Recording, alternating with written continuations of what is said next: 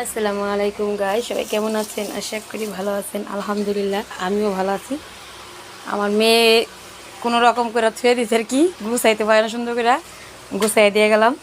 এগুলা সব সব ময় মশলা সব বই আমি বইরে বইরে বইরে ছুঁয়ে গেলাম। আর যেগুলা ওই রান্না করে খাইবো ওগুলো আমি বাইরে ছোটো ছোটো বই আমি বইরে বইরে ছুঁয়ে গেলাম, যাতে আমি চলে গেলে যাতে আবার ওই লইলে খাইতে পারে।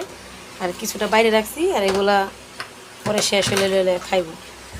দেখেন, আর কোরবানির গোছগুলো ওই সব কিছু মিলাই থেছে আমি আমি অনেকটি রান্না করছিলাম, আর কিছুটা এখন গুছাই দিতেছি, আর কিছুটা তেল বাইর করবো।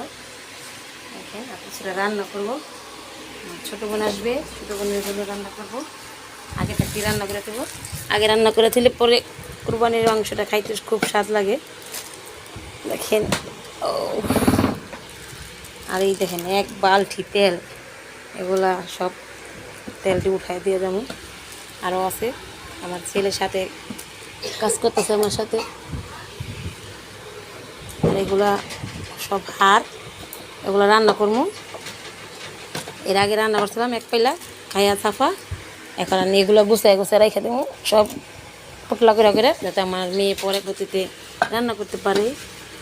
আর দেখেন রান্না করা আছে, এগুলো আমরা খাবো।